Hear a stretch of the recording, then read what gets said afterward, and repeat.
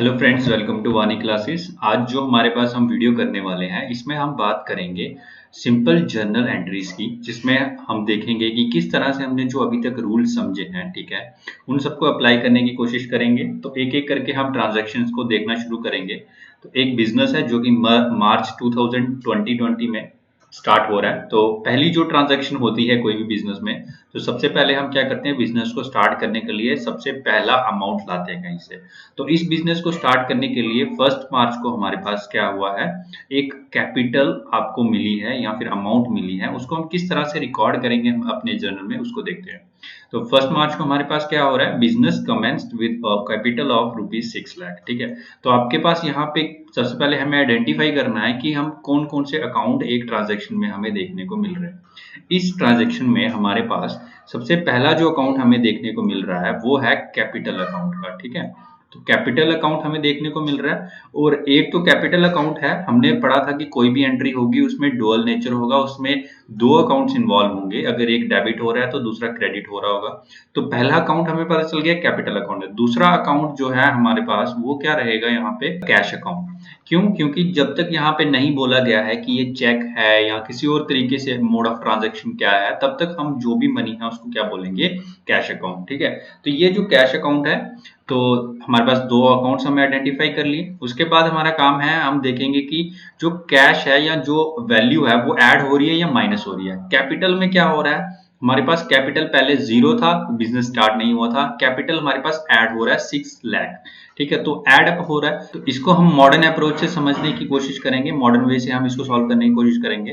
तो इसमें हमारे पास सबसे पहले कैपिटल हमारे पास क्रेडिट बैलेंस पे होगा, और क्रेडिट बैलेंस में कोई चीज अगर ऐड हो रही है तो उसको हम क्या बोलते हैं, क्रेडिट बोलते हैं। ठीक है, तो कैपिटल जो हमारे पास है ये क्या हो रहा है, कैपिटल अकाउंट क्रेडिट हो रहा है 6 लाख से।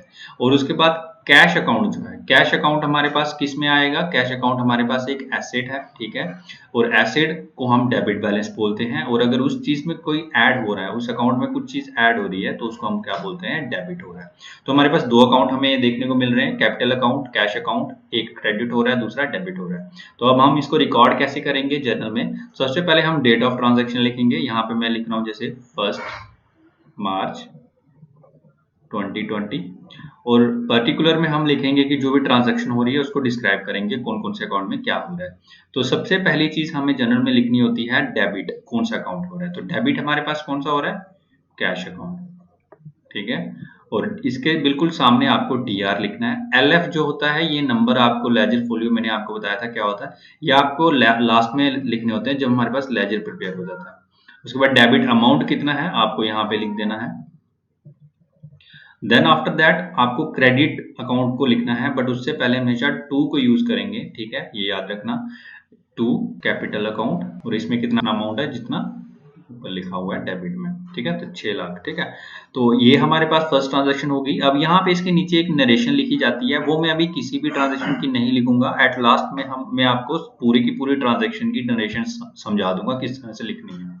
ओके, तो पहली ट्रांजैक्शन हो गई हमारे पास। अब हम दूसरी ट्रांजैक्शन को देखेंगे। दूसरी ट्रांजैक्शन जो हो रही है हमारे पास 2 मार्च को हो रही है। तो इसमें क्या हो रहा है, हमारे पास 4,50,000 आप डिपॉजिट कर रहे हो एक बैंक अकाउंट में। तो सबसे पहले ये जो अमाउंट है ये आप कहाँ से दोगे, ये आप दोगे कैश अकाउंट से। और दूसरा ये जाएगा कहाँ पे, बैंक अकाउंट में। तो बैंक अकाउंट और कैश अकाउंट। तो सबसे पहले कैश अकाउंट आपको पता है क्या है, हमारे पास एसेट है। और जब आप बैंक अकाउंट में कोई चीज डाल रहे हो, मतलब एक आप वो भी क्या काम कर रहा है, वो भी एक तरीके का हमारे पास क्या हो गया, एसेट हो गया। ठीक है, क्योंकि बैंक अकाउंट में आप जमा कर रहे हो, डिपॉजिट कर रहे हो। ठीक है, तो मतलब बिजनेस के नाम पे, तो वो चीज क्या हो जाएगी, एसेट हो जाएगी। तो कैश अकाउंट में क्या हो रहा है, आपके पास माइनस हो रहा है। क्यों? क्योंकि यहाँ से ही आप पैसे निकाल के बैंक में दे रहे हो। तो ये चीज आप क्या लिख दोगे, माइनस हो रहा है जब कैश में, तो इसको बोल देंगे हम क्रेडिट हो रहा है कैश अकाउंट। और बैंक अकाउंट जो है उसमें आपके पॉजिटिव होगा, क्योंकि उसमें आप कैश डिपॉजिट कर रहे हो। तो ये हमारे पास क्या हो जाएगा, डेबिट हो जाएगा। तो यहाँ पे देखो दोनों के दोनों एसेट्स हैं, बट प्लस माइनस की वजह से हमारे पास क्रेडिट और डेबिट देखने को मिल रहा है। और डोर नेचर जो हमने बोला था अभी तक, वो हमें देखने को मिल रहा है। तो इसको हम रिकॉर्ड कैसे करेंगे, यहाँ पे लिखेंगे 2 मार्च 2020। Then after that we will write the debit account first. तो बैंक अकाउंट हमारे पास यहाँ पे डेबिट हो रहा है, DR 4,50,000। और to cash account I hope ये आपको समझ आ गया होगा अभी तक दो ट्रांजैक्शन किस तरह से हमने रिकॉर्ड की। 2 मार्च को हमारे पास एक और ट्रांजैक्शन हो रही है, यहाँ पे हम प्लांट और मशीनरी खरीद रहे हैं, ठीक है, बाय पेइंग सम कैश, और बाकी जो है वो कैश नहीं दे रहे हैं। तो मतलब दूसरा ऑप्शन क्या बचा हमारे पास कि हम उसको क्रेडिटर ऐड कर लेंगे उसमें, या फिर कोई बंदा उसमें क्रेडिट करेगा, ठीक है। तो अभी हमें वो पता नहीं है कौन है, तो इसके लिए हम सिर्फ और सिर्फ क्रेडिटर टर्म का यूज करेंगे। तो प्लांट एंड मशीनरी हमारे पास देखने को मिल रही है, तो ये एक अकाउंट है, ठीक है। और दूसरा अकाउंट जो हमारे पास है, एक ही कैश दे रहे हैं हम 30,000 जो है कैश दे रहे हैं, कैश अकाउंट इन्वॉल्व है। और तीसरा जो हमारे पास अकाउंट है वो है क्रेडिटर अकाउंट, ठीक है। तो इसमें अब देखेंगे हम कि किस तरह से हम इसको सॉल्व करेंगे।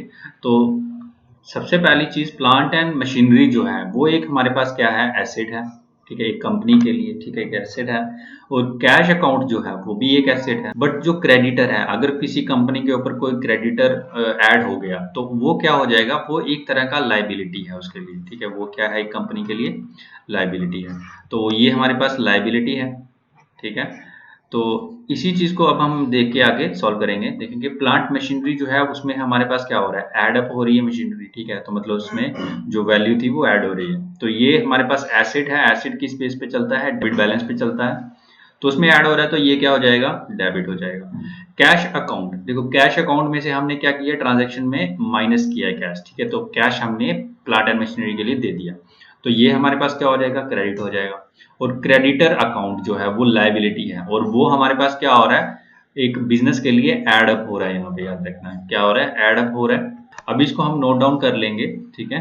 डेट हमारे पास सेम है, ठीक है। उसके बाद हम बात करें तो इसमें अकाउंट जो डेबिट हो रहा है, सबसे पहले उसको लिखेंगे plant and machinery to cash account to creditor account, 2,30,000 लिखेंगे।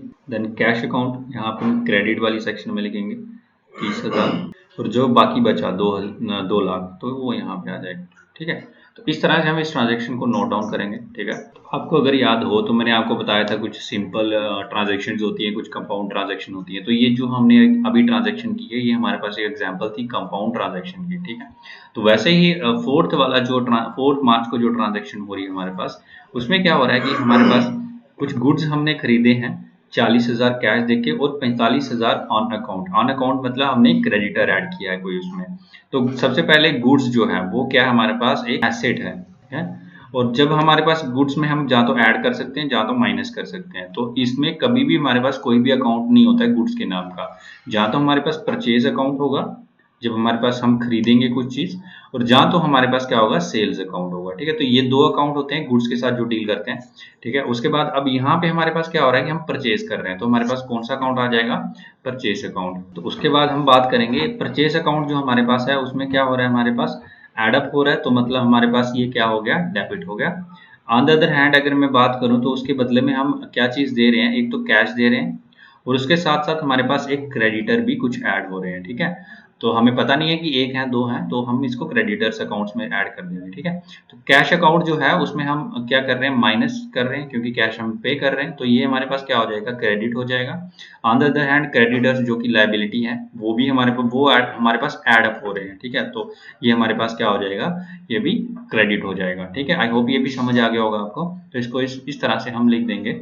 आपको यहाँ पे एक चीज देखनी है कि जो भी, जैसे हमने पिछले केस में क्या किया था कि जो बचा हुआ अमाउंट था वो क्रेडिटर में ऐड कर दिया था। इस केस में हमारे पास परचेज कितने का हुआ है वो हमें डायरेक्टली नहीं दिया गया है, बट हमारे पास कैश कितना दिया हमने, 40,000, और हमारे पास जो क्रेडिटर हैं वो पे कर रहे हैं 45,000। तो मतलब हमने जो गुड्स खरीदे होंगे वो कितना होगा, वो होगा हमारे पास 85,000 का, ठीक है। तो ये हम एडअप करके यहाँ पे लिख देंगे, ठीक है। अब हम बात करेंगे 6 मार्च को जो ट्रांजैक्शन हो रही है। तो 6 मार्च को हमारे पास क्या हो रहा है कि paid a cheque of ₹2 lakh to the supplier for the plant and machinery. आपको याद होगा कि हमने जब प्लांट और मशीनरी ऊपर हमने खरीदी थी, तो उसमें 2 लाख हमारे पास क्रेडिटर अमाउंट ऐड हुई थी, ठीक है। तो वही इस ट्रांजेक्शन में हमें क्या किया कि हमने उसका पेमेंट दे दिया। तो वो उस ट्रांजेक्शन को किस तरह से नोट करेंगे अभी देखेंगे हम। तो इसमें हमारे पास दो अकाउंट दिख रहे हैं, एक क्रेडिटर्स अकाउंट दिख रहा है, दूसरा बैंक अकाउंट दिख रहा है। तो ये वही बैंक अकाउंट है जिसमें हमने 4,50,000 ऐड किए थे। तो ये हमारे पास क्या था, एक एसेट की तरह काम कर रहा था। अब उस बैंक अकाउंट में से आपने चेक रिलीज किया है कितने का, 2 लाख का, तो मतलब इसमें माइनस हो गया अमाउंट, तो ये क्या चीज हो जाएगी, क्रेडिट हो जाएगी।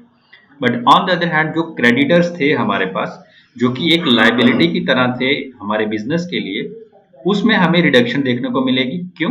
क्योंकि हमारे पास क्या हुआ कि उसमें हमने क्या कर दिया, उसके बदले में हमने कैश दे दिया। जो हमारे पास क्रेडिटर था वो हम अब हमारे पास एलिमिनेट हो गया। ठीक है, तो जैसे ही हम इस लायबिलिटी में कुछ भी माइनस करेंगे तो उसको क्या बोल देंगे, डेबिट बोल देंगे। तो वही चीज हमें यहाँ पे देखने को मिल रही है।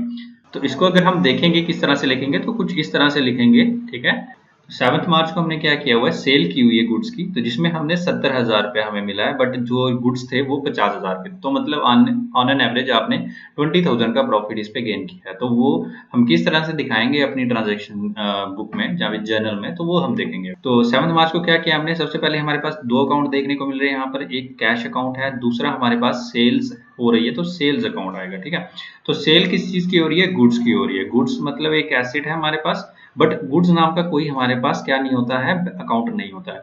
तो गुड्स में हमारे पास क्या हो रहा है, पहले हमारे पास समझ लो 10 थे, तो हमने उसमें से 5 बेच दिए, तो मतलब माइनस हो रहे हैं गुड्स। ठीक है, कुछ वैल्यूज की माइनस हो रही है, तो माइनस हो रही है मतलब सेल्स अकाउंट आ गया। ठीक है, तो एसेट में अगर कोई चीज माइनस हो रही है तो उसको मैं क्या बोल दूंगा, क्रेडिट बोल दूंगा। तो कैश अकाउंट क्या हो रहा है हमारे पास, उसमें हमारे पास कुछ अमाउंट आ रहा है, 70,000 रुपया हमारे पास आ रहा है कैश अकाउंट में। तो ये हमारे पास पॉजिटिव हो रहा है, तो मतलब इसमें डेबिट कर लेंगे हम इसको। ठीक है, तो तो ये कुछ इस तरह से देखने को मिलेगा आपको जब हम जर्नल एंट्री करेंगे इसकी। बट इसमें एक चीज आप नोट करना कि जो यहाँ पे प्रॉफिट मेंशन किया गया है, मतलब 50,000 का गुड्स था, इसको आप नरेशन में ऐड कर सकते हो, जो कि हम लास्ट में देखेंगे इसको किस तरह से हम ऐड कर सकते हैं नरेशन में। ठीक है, अब हम देखते हैं 8 मार्च की जो ट्रांजेक्शन हमारे पास हुई है उसको।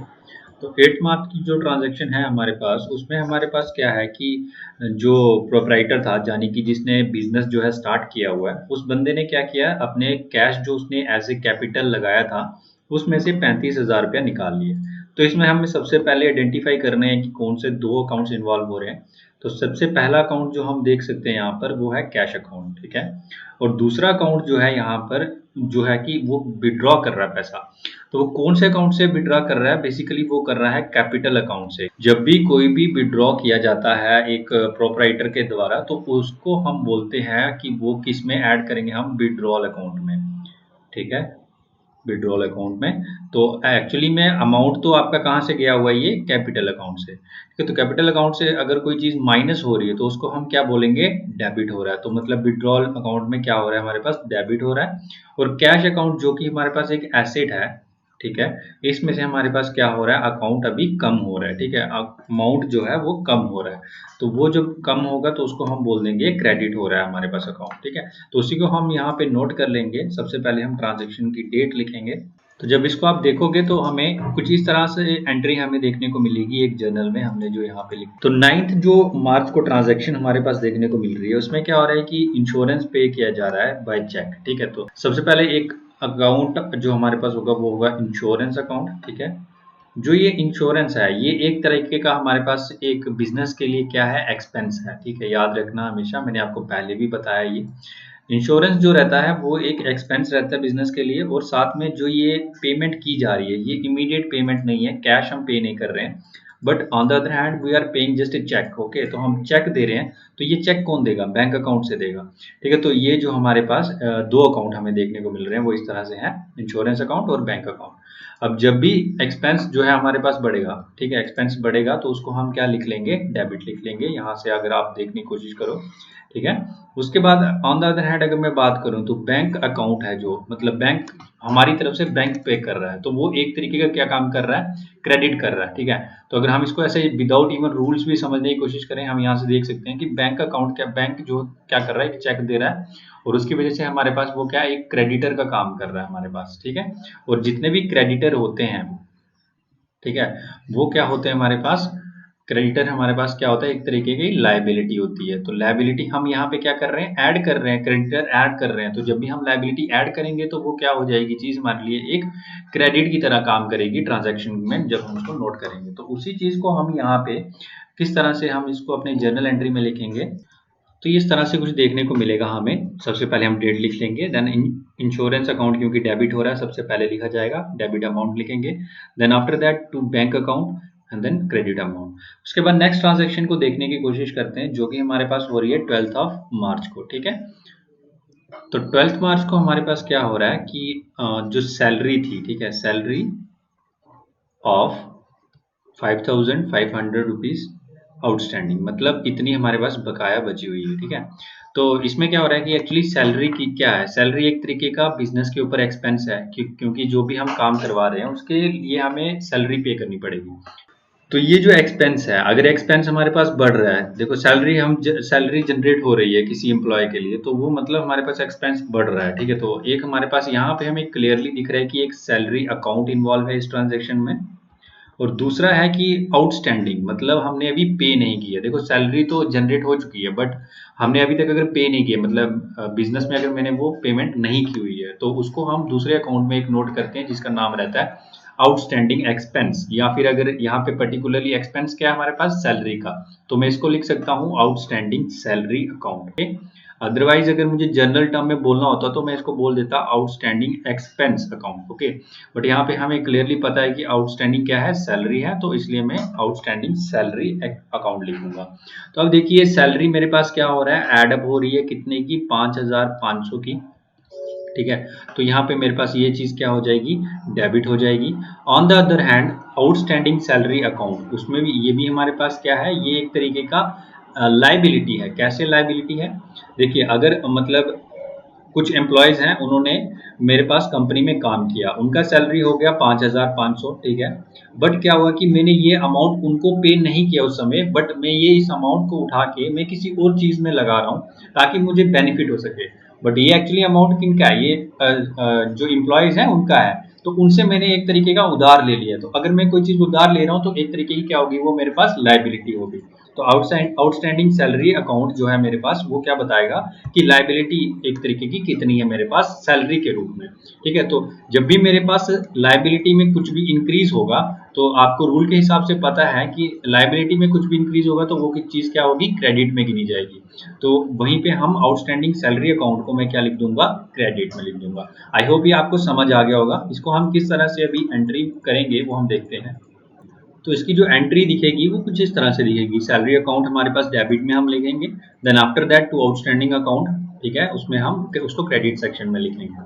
ओके, आफ्टर दैट लास्ट जो हमारे पास ट्रांजेक्शन है वो है हमारे पास कि हम फर्नीचर खरीद रहे हैं कंपनी के लिए। ठीक है, 30,000 का, बट इसमें हम क्या कर रहे हैं, पूरी की पूरी पेमेंट क्या कर रहे हैं, कैश में। तो ये एक सिंपल ट्रांजेक्शन है, इसमें मेरे पास सीधे एक फर्नीचर अकाउंट आएगा। ठीक है, और दूसरा जो अकाउंट है वो है कैश अकाउंट। ठीक है, तो ये दो अकाउंट हैं। फर्नीचर अकाउंट में क्या हो रहा है, मेरे पास एडअप हो रही है चीज। ठीक है, और फर्नीचर कोई भी है तो वो एक कंपनी के लिए एसेट है। On the other hand cash जो भी है हमारे पास कंपनी में, वो भी एक एसेट है। ठीक है, तो जो भी फर्नीचर में ये एडअप हो रहा है उसके बदले में हमने कुछ ना कुछ तो दिया होगा, तो दिया हमने कैश है, तो कैश मेरे पास क्या हो गया, माइनस हो गया, कम हो गया। ठीक है, तो उसकी वजह से ही जो फर्नीचर अकाउंट है वो मेरे पास क्या हो रहा है, डेबिट हो रहा है, और कैश अकाउंट जो है वो क्या हो रहा है, क्रेडिट हो रहा है। तो इसी को हम नोट कर सकते हैं यहाँ पे। तो ये कुछ इस तरह से हम इसको नोट करेंगे, फर्नीचर अकाउंट में हम डेबिट करेंगे 30,000, then after that cash account में से हम उसको क्रेडिट कर लेंगे। ठीक है, तो आई होप ये आपको समझ आ गया होगा। अब हम जो भी हमने ट्रांजैक्शन को नोट किया, इसको करने के काफ़ी तरीके थे। सबसे पहले जो हमने यूज़ किया हुआ है वो है मॉडर्न अप्रोच। हम इसको ट्रेडिशनल अप्रोच से भी यूज़ कर सकते हैं, जिसमें हमारे पास हमें सब अकाउंट्स को पहले आइडेंटिफाई करना पड़ता है, real account, nominal account, then after personal accounts, फिर उसको रूल्स के हिसाब से हमने जैसे पढ़ा था उसको हम समराइज करके उसको कर सकते थे। तो आपको एक बार वो ट्राई करना हो तो आप कर सकते हैं, इसी पूरी ट्रांजैक्शन को सेम रिजल्ट्स आना चाहिए। ठीक है, तो इसको मैं एक बार आपको समराइज करा देता हूँ, पूरे के पूरी ट्रांजैक्शन जो अभी हमने की है। ये हमने जो भी ट्रांजैक्शन किए हैं, जैसे मार्च मंथ की हमने जो भी ट्रांजैक्शन किए हैं, ये मैंने सब एक साथ यहाँ पे लिख दिए हैं। तो फर्स्ट मार्च को हम क्या कर रहे हैं, कैश अकाउंट जो भी है उसमें डेबिट कर रहे हैं, और कैपिटल अकाउंट में हम क्रेडिट कर रहे हैं, तो इसको इस तरह से लिखेंगे। उसके साथ में मैंने नरेशन नहीं बताया था आपको, तो इसका हम नरेशन लिख सकते हैं कि बिजनेस स्टार्टेड विद कैश। ठीक है, तो बिजनेस आप स्टार्ट कर रहे हो किसके साथ, कुछ कैश के साथ। Then after that second transaction में आप क्या कर रहे हो, बैंक अकाउंट में डेबिट कर रहे हो, कैश अकाउंट में क्रेडिट कर रहे हो। ये मैंने आपको समझा दिया था किस तरह से किया हमने। इसके लिए नरेशन जो आप लिखोगे वहाँ पे cash deposited into the bank. ठीक है, देन आफ्टर दैट हमने कंपाउंड ट्रांजैक्शन की थी, जहाँ पे हम प्लांट और मशीनरी अकाउंट में डेबिट कर रहे थे, बट क्रेडिट उसका हमने क्या किया था, कैश भी दिया था और साथ में कुछ क्रेडिटर ऐड हुए थे हमारे। तो ये प्लांट या मशीनरी, ये इसको हम इस तरह से लिख सकते हैं, इसकी narration, purchase of plant and machinery by paying ₹30,000 cash and balance on the later date. Okay, दो नेक्स्ट जो हमारे पास है फोर्थ मार्च को जो ट्रांजैक्शन हो रही है, इसमें हम कंपाउंड ट्रांजैक्शन देखने को मिल रही है। भी इसमें हम परचेज अकाउंट में डेबिट कर रहे हैं, और कैश अकाउंट और क्रेडिट अकाउंट में हम क्रेडिट कर रहे हैं। तो इसमें क्या है हमारे पास कि जो इसकी नरेशन लिख सकते हैं वो इस तरह से लिख सकते हैं, bought goods for cash as well as on credit. तो मतलब एक सिंपल आप लाइन में समझाने की कोशिश करोगे कि क्या इस ट्रांजेक्शन में हो रहा है, ठीक है। उसके बाद नेक्स्ट जो वैसे ही हम नेक्स्ट ट्रांजेक्शन में लिख सकते हैं कि payment made to the supplier of the plant and machinery. जो भी आपका सप्लायर था प्लांट और मशीनरी का, उसको आपने पेमेंट दे दी। जो आपने पहले प्लांट और मशीनरी खरीदी थी तो उसको आपने पेमेंट कर दी। किस तरह से की थी ये मैंने आपको समझाया था पहले भी। उसके बाद कैश और गुड्स जो हमने सेल किए थे, तो आपको मैंने बताया था कि यहाँ पे हमें प्रॉफिट हो रहा है, तो आप इसको इस तरह से लिख सकते थे नरेशन में, सोल्ड गुड्स ऑन प्रॉफिट, ठीक है। देन आफ्टर दैट विड्रॉ किया गया था मनी जो है अपने पर्सनल यूज़ के लिए, तो उसको आप इस तरह से लिख सकते थे, withdraw cash for personal use. Then insurance paid by cheque. Then after that salary outstanding. Then furniture purchase for cash. तो इस तरह से आप इनकी नरेशंस को लिख सकते हो। एंड एट लास्ट अगर आप देखोगे कि हमारे पास जो डेबिट अमाउंट है वो क्रेडिट अमाउंट है वो दोनों इक्वल होने चाहिए। तो आई होप ये आपको समझ आ गया होगा। Thanks for being with us.